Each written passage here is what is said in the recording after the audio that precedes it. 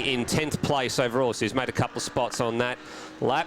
Porter goes through on him at turn 1. That's the advantage there. Bigger, heavier car having to brake a little. Going to have to hold Larry Merrifield's little EG Civic very, very wide at turn 5, going the long way around. Someone's off the road there. That's Anton Bergman getting a little bit too wide at turn 5, coming right back on, and great evasive action.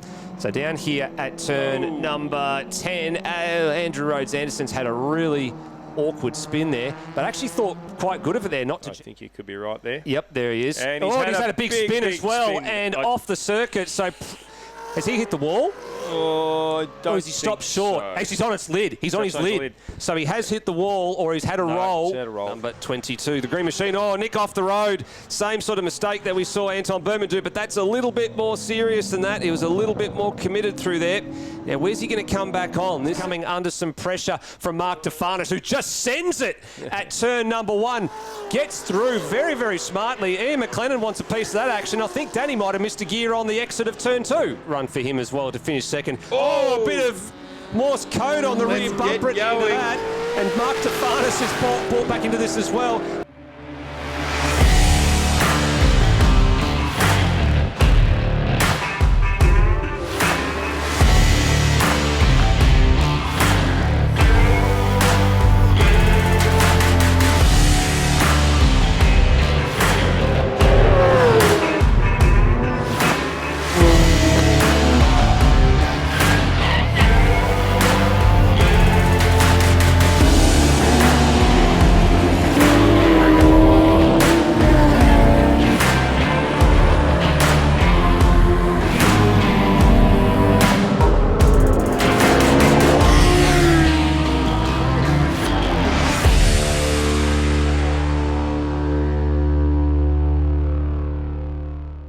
And we are set. Lights will go on. Great view there. Lights will go out. And away we go for improved production in season 2024. Great hole shot from Jared Tops. Dirty side of the road from pole position. Clean set of heels into turn 1. Kay Lehman having a little bit of a late look at the back of James Atkinson in the National Leisure Finance Holden Commodore, but all looks good heading through turn 1 and 2. Here comes Andrew Butcher. He's the one that was the round winner here last year in front of Ian McLennan, and a bit further back in the pack, looks like we might have Jason Fankhauser approaching turn 3. He's a bit slow, and off at turn number 1 is car number 22. Which is a car from Tasmania that used to be owned by Glenn Boyd last year, and now it's owned by a Tasmanian who's come over. It looks like he might have done a bit of a front splitter issue there, but he's out of the car, and it looks like there might be a bit of debris on the racetrack, yes. So here goes Gary McKay up through the Gumtree section of the circuit. Been a couple of rounds since we saw Gary out, and then right in his wheel tracks, Larry Merrifield in one of the 3 Honda Civics here this weekend. Actually, I won't be surprised, Dave, if this race is neutralised in the next couple of seconds or so, if they can get that car towed off, but we'll soon find out as the field's just heading through turn 10 at the moment. There goes your race leader, there goes James Atkinson, and the rest of the field. This will be a very close run thing here if the safety car gets pulled out. So it's double wave yellow. So at this stage they're not throwing the safety car. They're just going to be able to pull that car into the old pit lane complex, and we will be safe. So how good does Andrew Butcher's new livery look on that BMW? How smart does that look, Steve? Very, very smart looking livery. And that's a cause that he's been proud to support over the last several seasons, because it's something that's very close to his heart and is something that he has to deal with every day within the family. So good to see him continuing that Epilepsy Foundation sponsorship. Double waved yellows here at turn 1 and 2, so everybody's on their best behaviour. Up and over the hill now into turn 3. They'll get the green flag heading down the hill into turn 3, so racing can resume again. Here goes Larry Merrifield down the inside of Peter Dixon. No, not quite. Thinks better of it and pulls back out, but then he has another little go, and he's probably going to get him up the inside to turn 4. No, pulls back in behind as well. We'll have a look at this. The 3 Civics are all in a row here. Merrifield has got the jump on Brett Porter at the start here, so the more seasoned veteran who's done everything. He's been in HQ Holdens, he's been in Hyundai Excels all the way up until last year, now has stepped into a Civic in improved production, and the veteran has definitely shown his wares at the start here over Brett Porter, who's in his very first improved production hit out. Now, it would have been 4 Honda Civics, but unfortunately Steve Zorkas has had to take the Civic home this afternoon with an electric water pump failure, so they'll try and get that turned around. He's one of the many cars that are heading up to Bathurst in 2 weeks' time. Well, we were going to dub it Formula Civic, was what exactly was under 2 litre was going to be this year, because there were so many of them. But at least Pete McLean, who's our under 2 litre champion, has got some people to play with this year. Yeah, it's good to see Anton Bergman back in the BMW after a few years away as well, and he's trying to give Andrew Rhodes-Anderson a real hurry up as they head up the back straight. But the big Chev will just drag away from the poor little BMW, who will sneak up under brakes. He certainly will. Now, Anton actually had, I think, a loose exhaust in qualifying as well. I heard him going down the front straight with a little ting-ting-ting happening underneath car number 66. So hopefully he's tidied that up in between qualifying and race number 1. There's your under 2 litre champ going through in Peter McLean, and then behind him was Callum Jensen. So now we're not expecting them to sort of really feature too heavily with the Civics at this point in time. Pete's actually got a stock engine in there, and Callum's sort of not quite on the pace of what the 3 EG Civics are at the moment. Here we go, down into turn number 3, another one of the newcomers this year. This is an ex-Lee Holdsworth Commodore Cup car in the hands of another former XL racer in Brendan Avard. Car 333 with the Sub-Zero refrigeration services on the side. He had a fairly decent qualifying, the back end of the top 10, early part of the next group of cars. He's tucked in here behind someone that was a newcomer last year in Scott McLean, who's had a car number change in the off-season and now runs car number 778. Very smartly down the inside, Brendan Avard. Nice pass. Yeah, yesterday he had a little bit of an oil leak with the power steering, so they had to run into town and find some new O-rings, as the ones they had weren't quite the right size. So back out, good to see that Scott's turning around and having a real good go today. That's exactly right. That was formerly the M-Positive Money Commodore last year. There's some different sponsorship on the car this year. Now out in front, James Atkinson has just started to erase a little bit of the margin to Jared Tonks. So the 2 different variants of Commodore going out here. Now there's a board being held out there, I noticed as well. So that's a 15-second time penalty, it looks like, for car number 32, I think I just saw flashing up on the bottom, which is Jason Fankhauser, or it's the black flag. But and also a 5-second penalty for Cade Lehman. So it's just flashed up on our screen as well. Now, usually that'll be for a jump start. Yes, normally. So margin out in front's now down to less than a second. Now, I was talking to both James and to Jared Tonks as Paul Javots, former under 2 litre club champion, brings his number 45 Civic to the lane. That looks quite slow there, actually, Dave. So it looks very slow. Hope he can get it into the lane and doesn't get stranded there, but it doesn't look all that speedy at all. No, it definitely doesn't. Just back to the one out in front as well, I was talking to both Jared Tonks and to James Atkinson about what they feel that things are going to happen in this 25-minute race, because it is quite long for improved production, and a lot of the heavier cars, such as the Commodores, the ones we're looking at here, Cade Lehman and Danny Timewell, probably going to suffer from it as well. The big heavier cars, they need to be able to set them up and manage their tyres over the full length of this 25-minute race. Now, of course, it's from they leave the dummy grid, so knock a couple of minutes off that. 20 minutes is still a decent amount of time in the heat to be running around and improve production. So down here at turn number 10, Andrew Rhodes-Anderson's had a really awkward spin there, but actually thought quite good of it there, not to jam on the brake, just control the car and get out of the way of the cars that were coming past him. Now there's a slow car I just noticed there off of turn number 10. Brett Porter has gone through. Was that Larry Merrifield? I think he might have had a moment at turn 10 as well. There we go, might see a replay here. Yeah, Brett Porter's just ahead, so Porter's gone through, so he'll lead the under 2 litre class here. I think either Merrifield may have missed a gear, or he may have had a bit of a moment off of turn 10 because he was very slow on corner exit. Seems to be up to speed now, though. So we're now following Peter Dixon down into turn 3. He seems to have a little bit of space between him and Gary McKay, who's coming behind him. He's just got away from him, and Gary's now got the under 2 litre car trying to bear down at the back of him. Yes, Peter Dixon through turn number 3 and 4. Now on to turn 5. Yep. And it looks like the Honda had a very good go through turn 4. Speak of under 2 litre cars, there goes the number 31 Peugeot 306 of Callum Jensen. And and he has come to a stop. He's actually on the front straightaway on the approach to turn 1. And then you've got Scott McLean. He's going for a tour through the very, very dry outfield here at Winton at turn 3 and 4. It so looks like he may have just run off into the dirt because he's looking like he's trying to get the thing back on the track. He's looking for a gap, actually. So there go a couple of the Pulsars. They're chasing Wayne Decker, and then he's just going to try and slot back onto the circuit. Back to the lead, and there's some lap traffic going to come into play here. This is one of the Hyundai Excels that they're approaching. I think it's Peter Fleming. I think you could be right there. Yep, there he is. And he's had a big spin as well, spin. and off the circuit. So has he hit the wall? Oh, I don't Or has he stopped short? so. Actually, he's on its lid. He's on his lid. So he has hit the wall, or he's had a roll. He's had a roll. Car number 122 is Peter Fleming. Now, if that doesn't stop this race and put a neutraliser on it, I don't know what will. But Safety car's been called. Safety bar is called. There you go. You can see the lights flashing on the tower. Safety car has been called. That was very, very awkward. He came through turn 1 and 2. He knew that the cars were behind him, had plenty of time to clear them before the front straight. Didn't quite see the tail end of that. All we saw from the commentary box was he was backwards at a vast rate of knots with the dust billowing everywhere. And looked like to me that he got sideways in the dirt and it's grabbed him and rolled him over.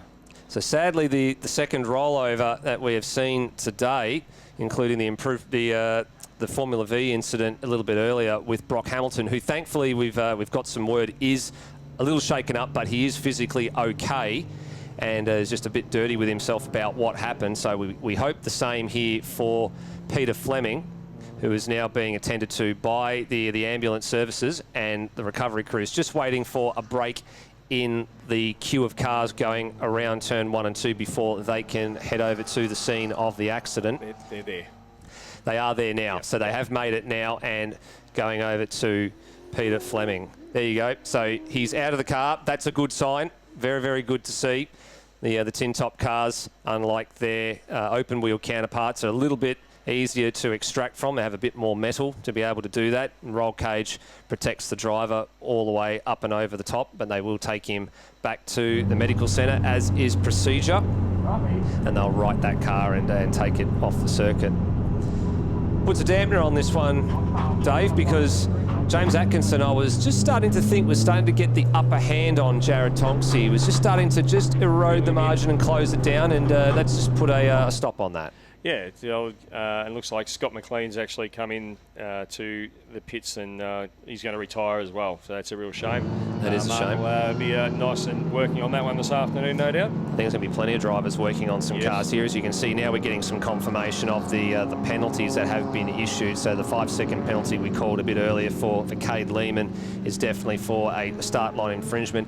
Now, importantly for Cade, when you're under safety car condition, the longer the safety car goes on, the less time you have to raise that 5-second margin. And he had Danny Timewell pretty much in his wheel track, so he was only going to lose the one spot. But in a compressed field, it can become magnified if you can't get rid of that. And Cade does have a small gremlin with the car at the moment, so we're not sure how long it'll actually last in the 25 minutes. Yeah, the battery. Yeah, it's running a total loss system this afternoon, so we're just trying to see how it's going to go.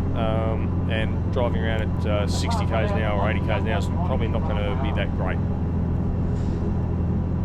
So here we go. Yeah, we're just listening to the onboard for Larry Merrifield, and actually he's yelling about something in that car at the moment. So we're not quite sure who he's talking to. Some of the drivers do have some pit-to-car radios, so maybe he's talking to one of the crew members on the radio down there about something that's going on with the car that he's trying to manage.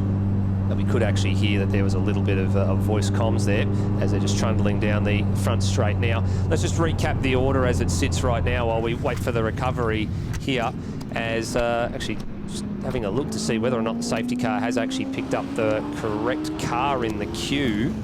Who have they got at the front of the queue? They've got Gary McKay, and then Merrifield. They've actually have picked up the wrong car in the queue. So this is rather interesting. As you look on your screen there, you can see that Gary McKay is 9th and Larry Merrifield 10th. And where's the leading group of cars? They're coming around. I think they're on the back of the train. So they're going to have to sort that out before they go back to green flag racing.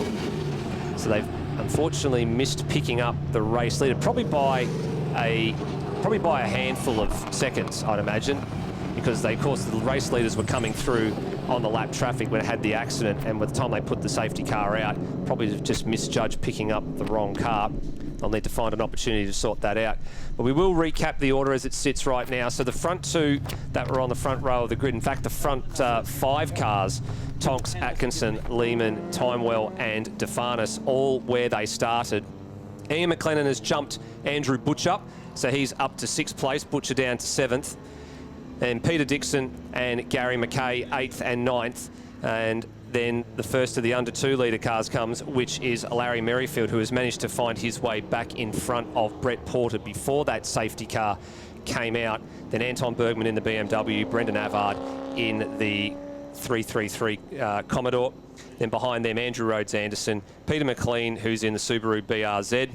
And then Nick Higgins has made his way up to 16th. He started 21st, so that's a good run for Nick. Wayne Decker in the Audi, and then a couple of the Pulsars, Garrett and Moore behind them. Then you got Andrew Morris in the Commodore, Andre Noy in the Falcon, and then Callum Jensen, Peter Fleming, Scott McLean, Paul Javots, Jason Fankhauser. They've all unfortunately retired or come to a stop on the circuit. So too has Martin in the number 22 car. And I didn't think we saw Bruce Henley take the start. No, I don't think we did, Steve. I don't recall hearing an RX-8 scream past. No, so I don't think he took the start there. There goes Andre Noy in the Falcon up at turn number 9. Big thank you to all the officials and the recovery crews and the volunteers this weekend. They have had their work cut out for them this afternoon, unfortunately, but they do a professional job as always. They're there, they're here supporting us, they're here supporting all the drivers, making sure we can go racing. We wouldn't be able to do it without them. So they've waved Gary through. And we're now seeing that just on our timing screens, it looks like they have waved through all the other cars safely on the backside of the circuit. So the leader has now been officially picked up by the safety car. They're down at turn number 10, and the rest of the field is making their way slowly past the scene of the accident, and then they're going to have to catch up to the back of the train as well. So there's some 20 cars that they're going to have to let through, and that probably means we're going to be under safety car for probably at least another lap before they pick up Peter Fleming's XL. It's on the truck now, and we're hopefully going to be going back to racing fairly shortly. But we have only, Dave, only got just under 6 minutes remaining, so not a hell of a lot of time left for racing. So we're going to have a look at the replay here on board from Larry Merrifield from the race start. So this is something we haven't done before here on Blendline TV. So we'll load that up and we'll show you from a race start. So he had did he have a vacant grid spot next door to him by the looks of things? Can't see another car off to the left, but Brett Porter was directly behind him. Have a look at that for a start. Great reaction time, straight through on Peter Dixon on the gear change. There goes Gary McKay. He had a ripper launch from a couple of rows behind Larry Merrifield. Lock break up there for Ian McLennan. And that's an interesting perspective on things, isn't it, Dave? We don't often get to see what a driver goes through at the start here. That's a really good illustration of just the sorts of skills you need to have at a start, because if you've got a slow car in front of you, you need to have that reaction time, especially at a narrow track like Winton, to get around. Oh, that's a bit tight. Nice driving there. They both gave each other just enough room. And, just enough. It's just all you have to give. Just enough. Great start by Larry. That was a really great start. It looked like Peter must have bogged it down a bit, and he's just gone, well, I'm going to go flying around the outside. Happy days for me. And it actually would have been Brett Porter on the left-hand side of Larry Merrifield, who was out of shot. So that's where Larry gained the upper hand at the start. Just got the timing on the boost, and the RPM's exactly right. Dropped the clutch at the right moment. Had a great reaction time. And look up here. Look at this car dance. This is what the under 2 litres thrive at here at Winton. Change of direction, low to medium speed corners, able to throw it in there, and then you just see the Tirana just disappears. The strong power there, and then the V8 power of Peter Dixon. You know, big power difference there. Just illustrates. Watch here. This is exactly the same thing again. Peter just puts the power down, and there she goes. Goes flying along, and probably try and stick it up the inside of Gary, but you'll be very surprised how well that Tirana does brake. And I don't think Peter will be able to get past him under brakes. No, quite a light car, the Tirana nowadays, compared to its the heavier counterpart, the Monaro there. And that was a fair amount of horsepower. And that was a lap of Winton Motor Raceway from the start. Great shots provided to us by Blendline TV. And as they're still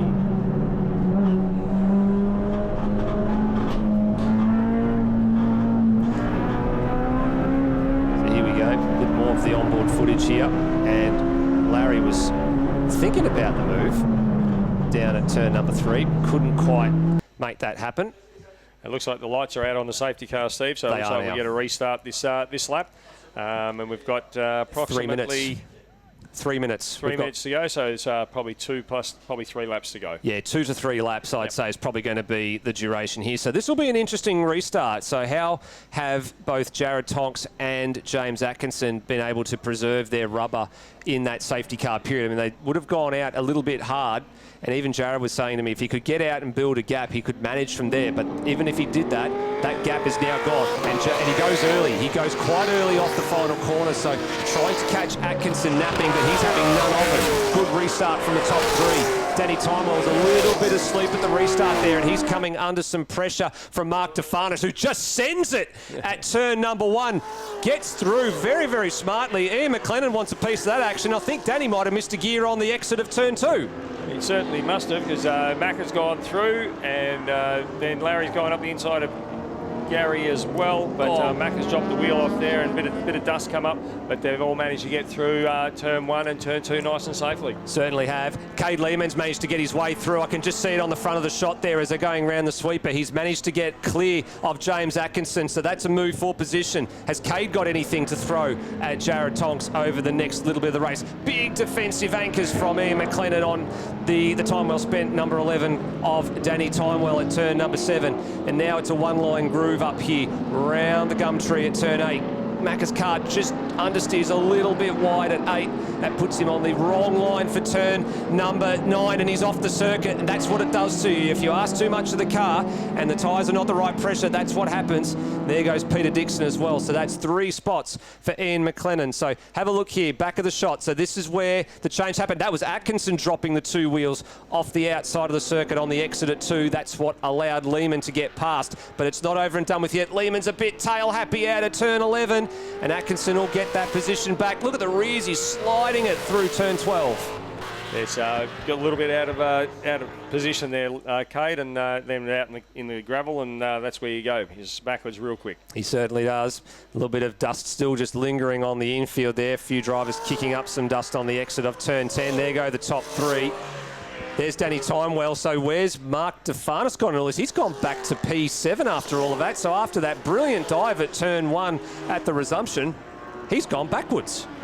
As we see Andrew Butcher's got Mark DeFarnis, and Ian's made a nice little recovery there, and he's on the back of DeFarnis now. As now we watch Gary McKay getting Larry Merrifield all over the back of him. He's being mugged here by the 2 under 2 litre cars. Brett Porter's not given up hope here of getting a class win here in under 2 litre.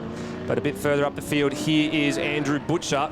He's harassing the back of Peter Dixon's number 21 Monaro. And it's the widest Monaro you'll ever see. It certainly will be. Okay, we've just been notified that last lap is the current lap. Yep, so current lap is the last lap. That will make for an 11-lap race, so not too far off what most of the other categories have been expecting. But Andrew Butcher, if he's going to send it, he'd probably need to send it at one of the next 2 corners. He's a bit too far back. He's got to defend, though. So unfortunately for James Atkinson, he's just run out of a little bit of time. He's probably a lap short of what he wanted to be, or is he? No. Oh, I thought for a minute Tonks might have done what Cade Lemon did and gone a bit sideways there at turn 11, but Tonks will hold on, but not by much. So if it had been another lap, could have been a different story. But Tonks gets home for the first improved production race win of 2024, ahead of James Atkinson by 3.5 tenths. And then Cade Lehman got a little bit sideways at the end there, coming home in 3rd. Back to 11th, so the car number 11 in position number 4, Danny Timewell. He managed to get the best of a couple of drivers in that one. And then Peter Dixon found his way through to 5th, ahead of Mark DeFarnis and Andrew Butcher, with Ian McLennan dropping several positions in the on the second last lap there. He came home in 8th. And then we've got Gary McKay in 9th, Porter in 10th, and Anton Bergman managed to get out there, and he's in 11th. And then we've got the Larry Merrifield, and then we've got the Brendan Abbott, and also Andrew Rhodes Anderson. Yep, so Andrew Rhodes Anderson home for 14th, and then Peter McLean in 15th. So some of these high-tuned machines, but the longer these cars sit at the front of the field, the longer that those engine temps keep going up and up and up. and they'll have to work very hard to bring them back under control. Watching very closely car number 59, Butcher, who just went back a little bit yesterday, and away we go. We certainly do. Butcher did go back a couple of spots yesterday. There he is, the Blue, White and Pink Epilepsy Foundation supported car in the middle of the top 10. Good start again for Jared Tonks on the inside. Poles, normally not the favoured position here because it's off the racing line, but Tonks has converted 2 for 2 beautifully so far this weekend. Gets the whole shot and set sail. And here's Gary McKay. He's made a couple of spots. He's got McClellan and Butcher off the start. He certainly has. He's had 2 brilliant launches. Great launch yesterday, and again, the bigger, heavier car, the Monaro of Ian McLennan, doesn't particularly get off the line all that great, but the BMW should be quite a handy bit of kit off the line, and Butcher looks like he may have missed the start again. Good start from Brett Porter in there as well, behind the BMW of Andrew Butcher. Looks like he's had a fairly handy start, as we see the GP Automotive at number 63, leading this queue up through the Gumtree section. McClellan in behind him, and Butcher and Porter, and then comes the second Civic there in the queue of Larry Merrifield. So he's made about 3 spots off the start too. Let's have a look at this. The horsepower will come to the fore now. There's at least 300 horsepower between McClellan and McKay there, but gee, the 6-cylinder puts it down well. Gary, an absolutely wily, experienced competitor, and he's not a guy that will hold people up. If he realises that they're faster, there you go. He opens it up and says, mate, there's no way I'm going to be able to compete with your nearly 650 horsepower. Just go on through. I'll get you in the twisty bits. That's exactly right. It's about knowing who your battles with and improve production. Strengths and weaknesses and traits of different cars tend to suggest that you know who you're going to be battling against, and if you've got a slower car versus a faster car, there's no point fighting and arguing over the position. Nick Higgins on return there in that front-wheel drive Toyota Corolla in the tribute livery, and he has done a magnificent job. It's been a long time since Nick's done some racing, and I've got to say, super proud of Nick. He's done a lot of work. He's worked for everyone in Australian motorsport on any day of the week, but good to see him back at the wheel and doing such a good job. How's this battle? Gary McKay's got them bottled up there at the moment. You get the feeling that once they pop that cork, and they can get rid of the 63. And I say that, and Gary drives away from him. Yes, and here comes Butcher. Almost had 2 wheels in the grass there on the outside on the approach to turn number 5. And Larry Merrifield almost used some of those cars as a pick there, because he's not only grabbed Andrew Butcher, he's grabbed Brett Porter as well in under 2. So Merrifield had some throttle dramas yesterday, intermittently cutting out. We had the onboard camera, we could hear him, you know, verbally complaining about what was going on, just urging the car to go forward. So he's hoping that they've been able to rectify that drama. He was talking to me this morning. The engine's actually got some protections in it against oil and against some other things, but he's not going to do too much protecting with that. He's run off the road there at turn 9. So Butcher's gone through now in the BMW, and it's got to be one of the nicest sounding cars. In fact, there's probably the 2 nicest sounding cars in this field. There is Butcher and McKay. That normally inducted 6-cylinder Gary McKay sounds brilliant, and charging at it now. A newcomer to improve production is Brendan Abbott. Made XLs, his happy home for quite a long time, but I tell you what, now in improved production, doing a tremendous job there as he pushes through into the field as well. There he is in behind Gary McKay. So Brendan Abbott is currently sitting in, was he there? He's sitting in 10th place overall, so he's made a couple of spots on that lap. Porter goes through on him at turn 1. That's the advantage there. The bigger, heavier car having to brake a little bit earlier. And the later braking of the much, much lighter Honda Civic, a lot more nimble through the corners, but over and under treatment here. That's where the horsepower race comes into play. So Avard back through at turn number 3, and then he'll probably hold all the way up to turn 7 here. And then I wouldn't be surprised to see a little Civic under brakes, just trying to sneak down the inside at the next possible passing opportunity. This is the narrowest part of the circuit, and then you throw it up the inside if you can, but they're all defending. McKay defending from Avard, and Avard defending from Porter, and then Merrifield, maybe he's got a remnants of these little throttle gremlins again, because he was ahead of Porter a lap ago. Unfortunately, he's now dropped back behind car number 52, but now has got the inside line for turn number 9, and very, very nicely done, and grabs that spot back. So great exchange between the 2 EG Civics in under 2 litre, and now Merrifield straight up the inside of Brendan Abbott at turn number 9, and Porter looking to follow suit, but I'm not sure if he'll be able to get this move consolidate. No, actually Abbott decides better of it, backs out of it, and actually concedes an extra spot there to Anton Bergman in the BMW, car number 66, the livery that almost looks like it was the John Player special sort of tribute livery from back in the day. Looks very, very smart aboard that car. Good to have him back in the field. Been a couple of years since we saw him turn a wheel in anger. Have to go and look up the record books to see the last time he was out. That's now going to leave Brendan Avard to fend off the advances of one Andrew Rhodes Anderson, the Pakenham Tyres and More VN Commodore, starting to close the margin down to the Sub-Zero Refrigeration Services Holden Commodore in front of him. And Gary McKay still a bit of a roadblock here, but here's the switch. Here's the over and under treatment. The 6-cylinder Tirana going to have to hold Larry Merrifield's little EG Civic very, very wide at turn 5, going the long way around. Someone's off the road there. That's Anton Bergman getting a little bit too wide at turn 5, coming right back on, and great evasive action up there at turn 6 by the under 2 litre champion Peter McLean, having to jam the anchors on as the 66 came spearing back across the circuit after rejoining from the grass. But out of all of that, Merrifield gets through on Gary McKay, who had a little bit of a lock brake at turn 5. That was enough to allow him through. And now Porter thinks that he's got a chance to try and cut down the outside of McKay heading to turn 10. But here's what happened at turn 5. You see Anton Bergman out in the weeds in the back, bit of rallycross style. Look at the rejoin here. Check out Peter McLean, saw it happening, jammed the brakes on and managed to avoid the contact. Some great response to what could have been a nasty incident. Plenty of action, as always, in improved production. And we go back to Brendan Avard, and he looks like he wants to get onto the back of Merriweather. And we go back up towards the front of the field here. 6th and 7th here. And McLennan. Two Monaros going at it. So two different types of Monaros here. So the same body shell, very, very different running gear under these two cars.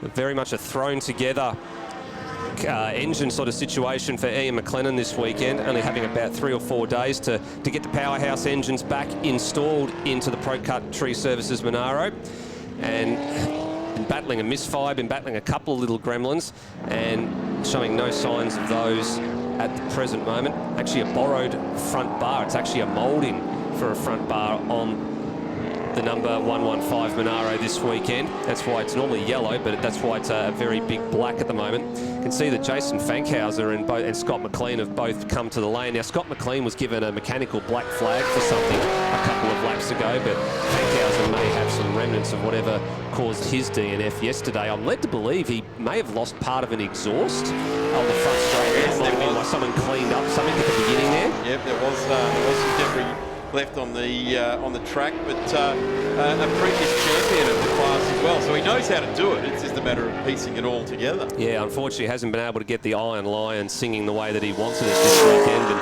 And indeed it is. It's actually a proper, yes. It's a proper Holden, inner Holden. That's exactly right. So just been chasing all the mechanical gremlins all weekend long with Jason. So not been a happy hunting ground for him, Winton, but that's what happens after you've been away from the class for several seasons. And he's back out now. And he's back out. Yes, he's just left pit lane. He's about 10 or 15 seconds behind this two pair that we're looking at, but he is several laps down. Oh, this is not good. Gary McKay coming to the lane in car 63, the little GP Automotive Tirana.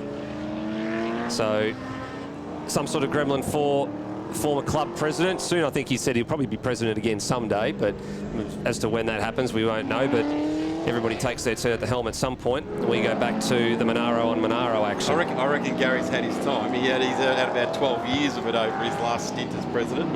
He's certainly put a lot of effort in, that's for sure. Well, he's certainly going to be putting in a lot more effort coming up, because Gary's going to be sort of heading up the committee for the Improved Production Nationals in 2025. Victoria slated to host that at some point next year. Not quite sure on where that's going to happen or when it'll happen, but there's still plenty of water to go under bridge for that. This year it is, of course, in Darwin, so we'd love to see as many improved production competitors as possible at the Yokohama Improved Production Nationals at Hidden Valley around about July, I believe. How's Anthony Martin? He's coming under fire now with one of our under 1600 cc cars there of Nick Higgins.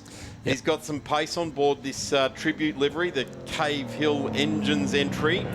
And Nick, as I mentioned earlier, a guy that is there for everyone, really. If anyone needs a hand in any category at any time, Nick's there to help him out, and has been doing that for a long, long time. Great to see him having a go with this car. It's been coming together for a couple of years now, and really starting to race hard. His dad and his brother were at the track with him yesterday, so it was a family reunion of sorts. And now he's having a ripping battle with an Audi. Yep, that's Wayne Decker. Good job. Yeah, Wayne Decker tucked in there behind Nick Higgins, the tribute livery to Team Toyota, as you're alluding to there, Darren. So Cave Hill Engines and Hillsville Toyota sponsorship on board. Nick's having an absolute ball in his first run in improved production. He's just great to be back at the track. This is a very, very nice little dice here. They've now lost a bit of touch with Martin, who's taken over the reins of car 22. That was the car formerly campaigned by Glenn Boyd on a couple of occasions last year. So it looks like McClellan has managed to sneak through on Peter Dixon. Here we go, with thanks to our 888 Home Loans replay. Got a good run out of turn 2. Textbook pass here at Winton. You can get the chicane at turns 1 and 2 right and get a really good exit. That's what happens. And he's going to cap him here. Done a nice job since getting through too, hasn't he? Yeah, got opened up the margin. A good 100 metres there. And Wayne Decker's managed to get that pass done on Nick Higgins. So Wayne was running around the outside at turn 11 and 12. He may have very well pulled the same trick on Nick at turn 2 and 3. So through goes the number 2 Audi Quattro. And he can set off in pursuit of Martin in car number 22. The Green Machine, oh, Nick off the road. Same sort of mistake that we saw Anton Berman do, but that's a little bit more serious than that. He was a little bit more committed through there. Now, where's he going to come back on? This is the hard part. He's going to come back on somewhere around about turn 8. He's just got to get himself pointing the right direction, which he's done, and follows on. So didn't quite do the old Scott McLaughlin and just go straight across the other side of the track. He's come on exactly where he needed to come on. I'll tell you what, that'll get your attention when you understeer off at the sweeper like that. Nick's eyes will be like dinner plates right now. They'll be wide open, wondering where I'm going to end up next. But he's gathered it all up. And yeah, that's not an enjoyable ride going understeering off at the sweeper there. He's got the race leader right behind him as well too, so he's about to become lap traffic. And Jason Fankhauser, despite getting the iron line back out, it is emitting some smoke. Now, this is signals that we saw in qualifying yesterday morning, which turned out to be the gasket seals on the engine. So that'll be an interesting thing. Have a look at Nick Higgins. So this is from the opposite part here. Oh, almost got a couple of wheels airborne there. I like the way he picked it up. As soon as he realised it was over, he turned into the slide rather than trying to turn out of it. Probably would have ended up with a rollover. Oh! And here we go at the front. Speaking of slides, talking about turning into it. Yeah, turned into the slide, had no choice, had some lap traffic at precisely the wrong moment.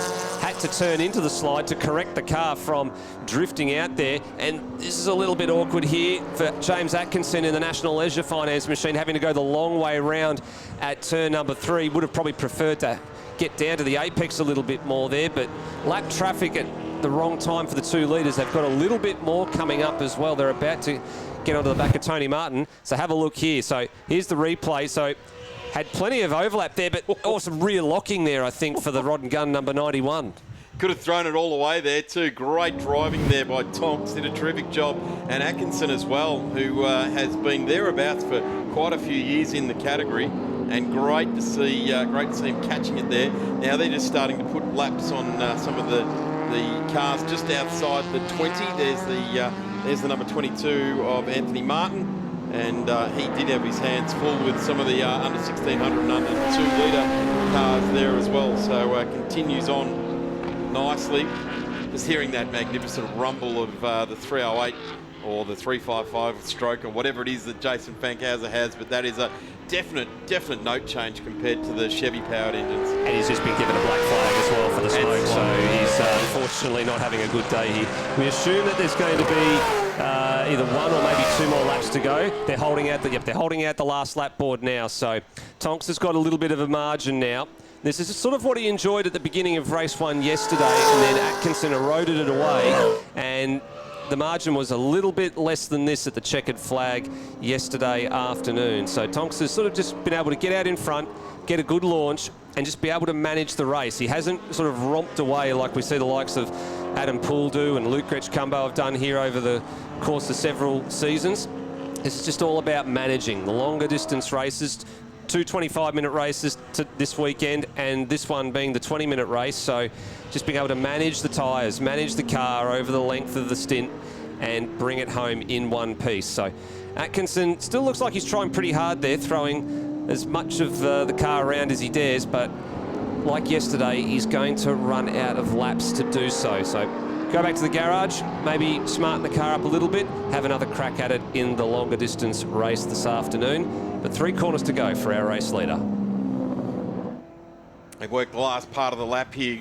Good run for Andrew Morris on his return too in the VH Commodore. Started out just inside the 20s up to 14th now. And interestingly enough, another old stager in Bruce Henley's gone with him.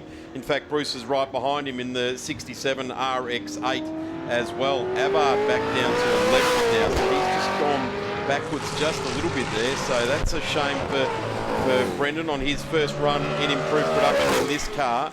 And Fankhausen out of the pits after getting that black flag as well. So, yeah, good to see the return. There's Bergman, there's Andy Morris as well, a guy who was around quite some time ago, and great to see him breathe some life back into this VH. It's a very, very fast car, and I would suggest he's got the lubricant out on the knees and the ankles and the arms and the wrists and everything just to get himself back into it, because he does, he's very, very immaculate race car presenter. So he's got the car under him, and I would suggest he's just trying to gather it all up. Yeah, certainly is. He's a third livery on that car that I've seen in my time in production. So he did say they went the wrong way on setup yesterday. They have sort of smartened that car up a bit. Looks like it has done the trick.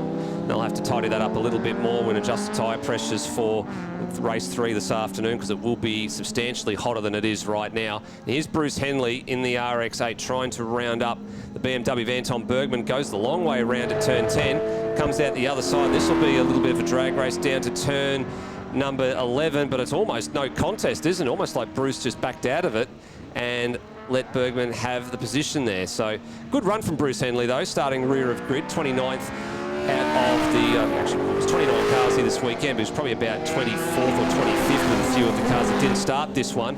Oh, is there going to be a change of position here, or are they going to do a formation finish? Nope.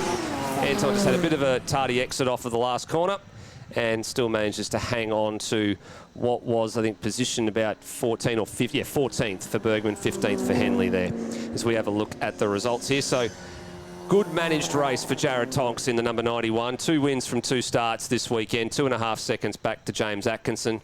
And Cade Lehman getting the better of Danny Timewell in this race. They finished 4th and 3rd yesterday. They're 3rd and 4th today. Mark DeFarnis, another good solid result for him. Ian McLennan moved up a spot over Peter Dixon, and Andrew Butcher sort of lost a little bit there, going back to 8th. Brett Porter, another under 2 litre class win for him on debut. Now have a look at that. Andrew Rhodes Anderson made his way into the top 10 out of all of that. Very quiet achiever in that race. Certainly was. Just closed in on that very nicely indeed, didn't he? Brendan Abbott ultimately home in 11. Larry Merrifield in the little black car. Andy Morris got 13th out of 20th, so that's a good run on his return. Anton Bergman, a great-looking little bimmer. Bruce Henley, as we called him, across the line with Pete McLean, Anthony Martin, Wayne Decker, and that rounds out our race. Here we go. I think we're about to get ready to start for the last of the improved production races for the weekend. Pole is on the clean side, but Jared Tonks on the pole has got the whole shot on both occasions so far. That's a fairly good start from the Ronick gun, number 91 as well.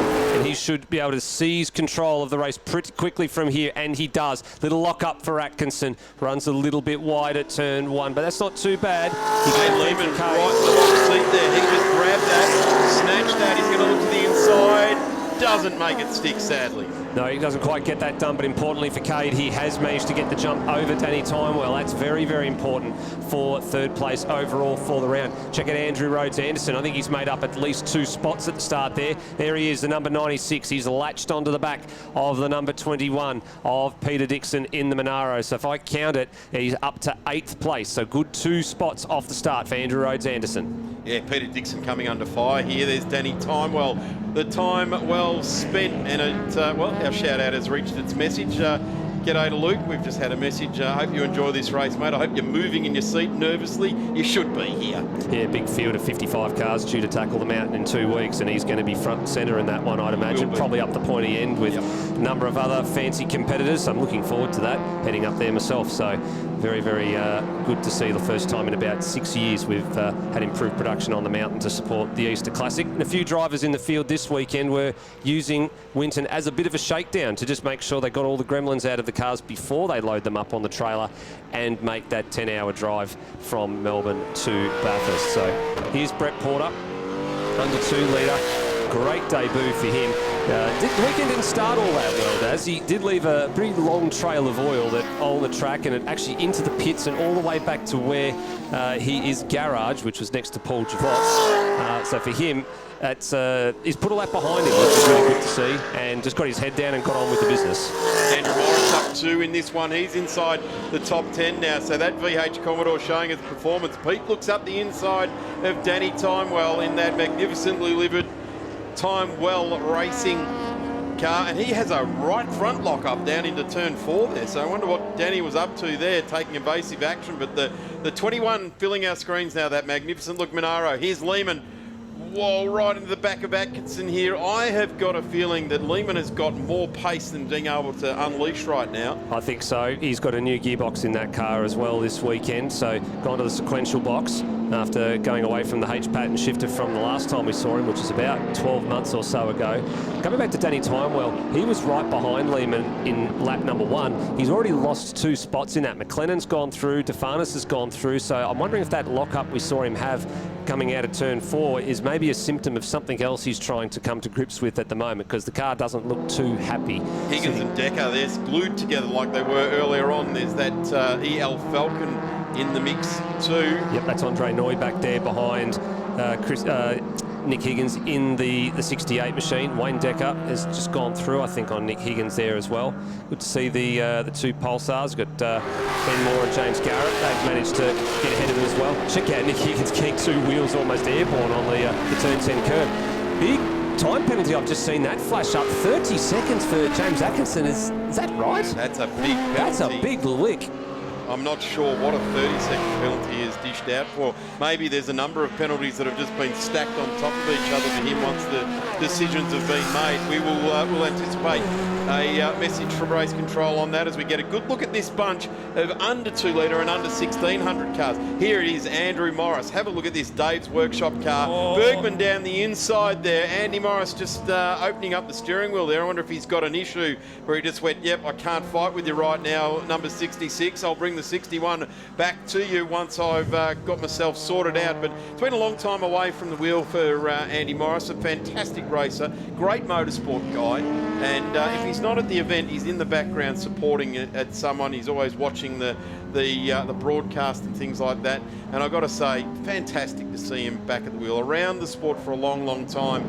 And sometimes these, races, life takes hold. You have a family, you do all that sort of thing, and then you go one day, gee, I haven't used that bit of iron in the shed for about 5 or 6 years. Best I give it a birthday and go and do some racing. So welcome back, car number 61 with Andrew Morris at the wheel. Great to have you here, mate. Yep, certainly is. So Andrew Rhodes-Anderson now, he is still in the top 10 there, so he's 8th. Brett Porter obviously had a little bit of a better run through the top part of the circuit. More nimbler under 2 litre car. And Rhodes-Anderson, he's actually been battling some second gear problems in race 2 this morning. He's probably got the same issue again, having to hold it into second gear, wanting it to jump out at the wrong time. All the section at the top of the circuit, so turn 7, 8, 9. It's all second gear for a lot of the heavier cars, and when you need it, you do not want it to pop out of gear. If you want to try and use 3rd gear, the car labours a little bit too much and it just can't get into the sweet spot to drive off of from one corner to the next. So he's fighting a little bit of a difficult battle here as well. And you'll watch here, he'll open up the gap a little bit coming off of turn 4, but then has to slow down for the sweeper at 5, and then Brett will be all over him up the top section of the circuit. So right here, Andrew's got a fairly decent gap. Then you'll see they'll get to turn 7 and it'll be pretty close. There you go. Second offence for crossing the blend line at pit exit. Now that's something that's been hot on the radar here at Winton for quite a number of years. So it's actually a fairly easy thing to do here because it's a fairly short blend line at the pit exit, and the drivers just have sort of like, they just, we'll just move over, open up the next corner, they just wander. So that's quite a nasty penalty there for 30 seconds. At the moment it's going to put him back to position number 14.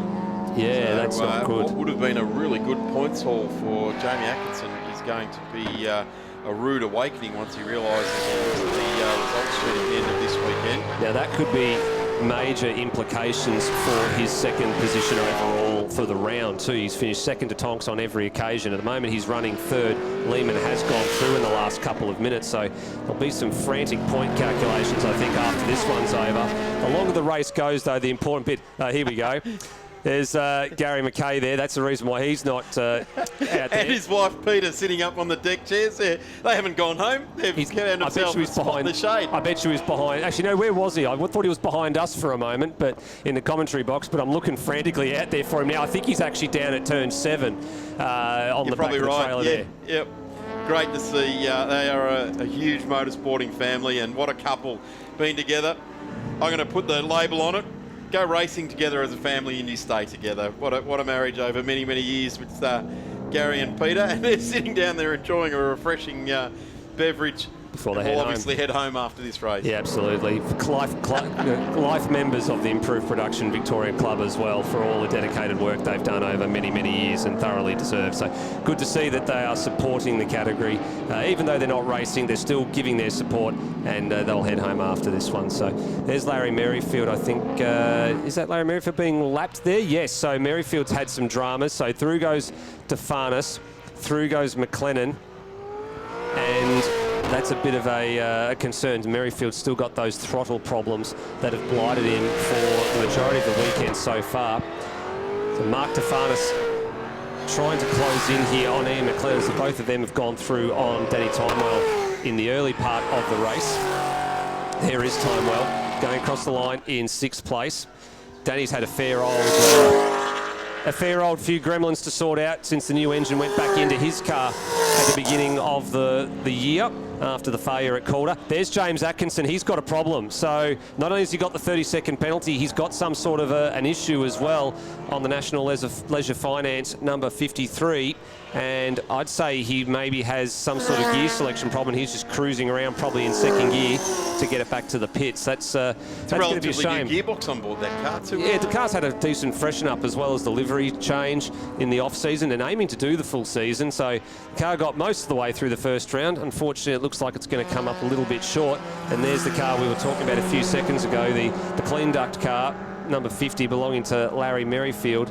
As I said, has had nothing but trouble with that throttle this weekend. I was just hoping to bank a good solid haul of points, and he's now going to go a lap down. So that will leave, I guess, Brett Porter with an unabated run to the line here in his debut to take the honours in under 2s. That should also elevate Peter McLean to 2nd overall if he can finish this race, with Larry Merrifield potentially a DNF, depending on if he exits the pits or not in the next couple of minutes. So he's got to get going again to get some points and keep that going on the board. He'll take 2nd overall in unders, but if he doesn't get out of the pits, there'll be a problem. More smoke here. Andrew Rhodes-Anderson. I'm wondering if that's some issues with the gearbox that he's been talking to me about. Right under the middle of the car, so that rears its head again. Yeah, if it'll be happening probably out of 2nd gear corners if we're going to see it. So 2nd gear out of turn 10 is usually where you would use it. But yeah, it looks pretty. Actually, it almost looks like it's at some angle. It looks like it's a tyre rubbing on a bit of bodywork or something there, because it seems to disappear when the car slows down, and that gets a little bit worse when he picks it up. But showing no signs of disappearing at times. Yeah, that angle shows that it's coming from underneath the car. So. Yep, I think that's possibly going to be some sort of related drama to what he was telling me about earlier with the gearbox. And Brett Porter's going to be copping an absolute faceful of this. So, yep, mechanical black flag now on display for car number 96. No surprise there. Officials have been quite onto a lot of the mechanical issues this weekend. Good to see for a first-time official there, and Andrew realises, yep, I've got the black flag. There's no point holding up the traffic anymore.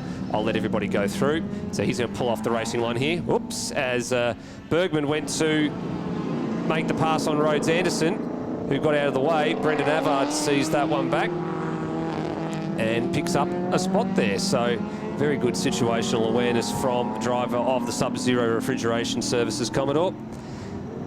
And on he goes towards turn number 10. So there goes Peter Dixon.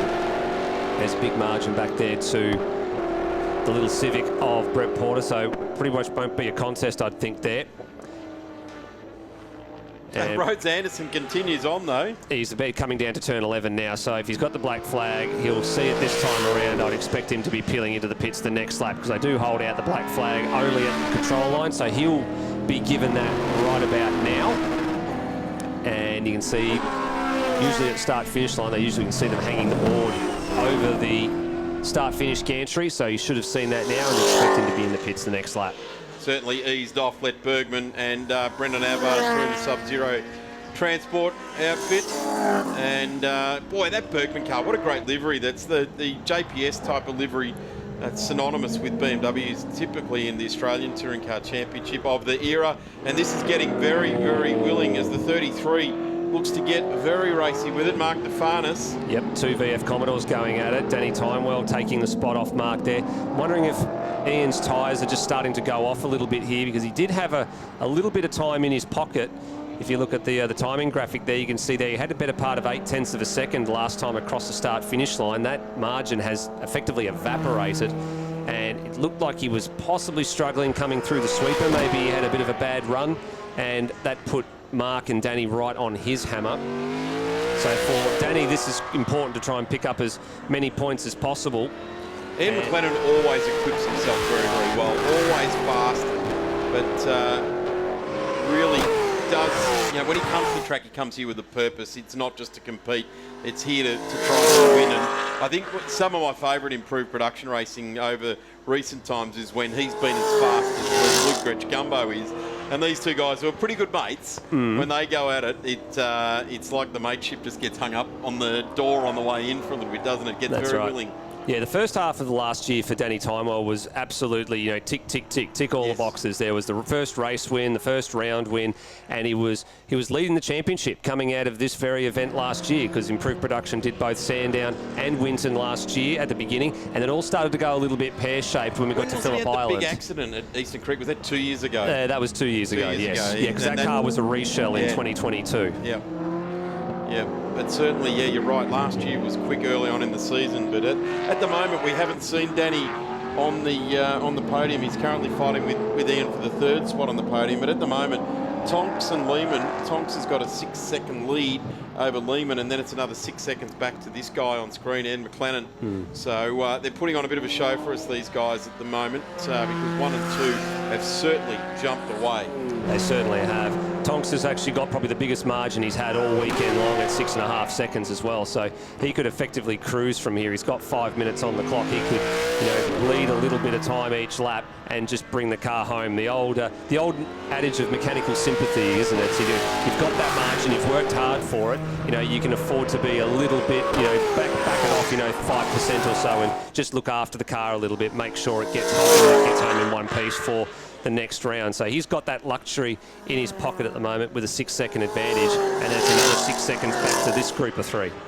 Nick Higgins just drawing right alongside the Falcon of Noise. They've let the race leader go through, and Nick just gets that one spot back as well in the little Corolla. Yeah, they're not too far ahead of the cars on screen we're watching here that are about to lap one of the Hyundai Excels in Chris Bodale, and then Nick Higgins and Andre Neuer probably about 500 metres up the road. There's Bodale on the outside.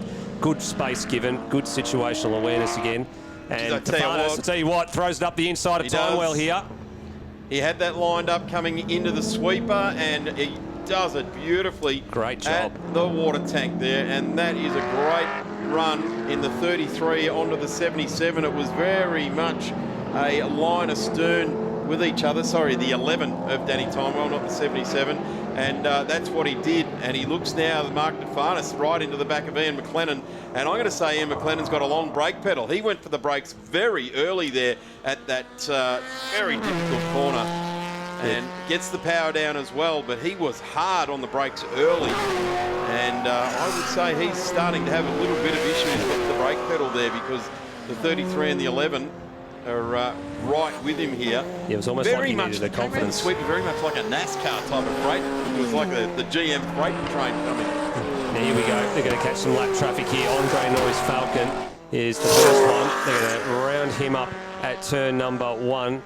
Good Bit of lap traffic there, very, very kind to them. Nick Higgins is the next one they're going to come across, probably at turn 3 and 4. He's just disappearing out of shot at the bottom of the hill there. Just noticing Tonks, the gap back to Tonks is now at 3.6 Halved. seconds, and it was a 36-second lap last time for Tonks, and Lehman at 1:34. So yes, he's taken 2 seconds in that last lap out of our race leader. So we've got this going on now. 2 minutes and 50 seconds remain. He's got traffic, the race leader. That was the problem. He had one of the, I think it was the pulsars up at the top part of the circuit, or he was having to lap some traffic, so that's where the time has disappeared to.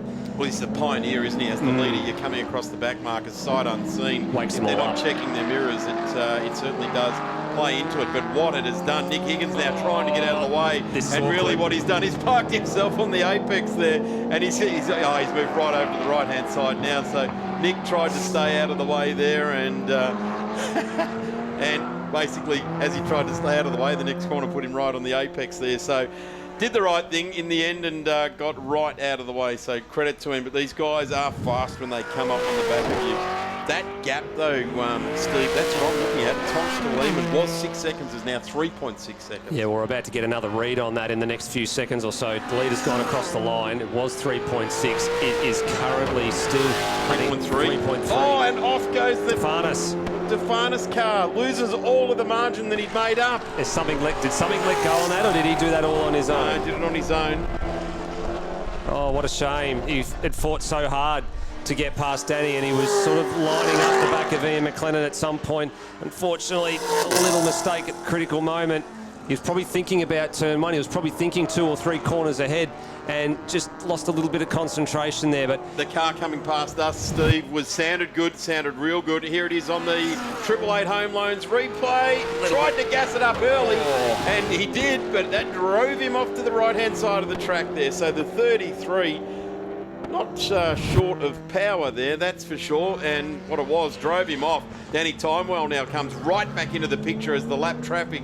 Car number 2 of Decker just getting out of the way there. I've got to say, these cars getting lapped have been really wise, really clever.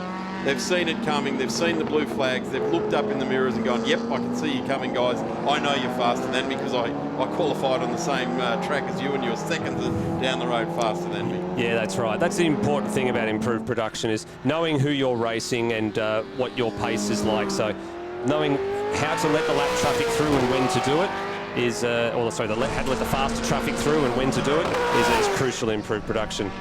2 laps remain.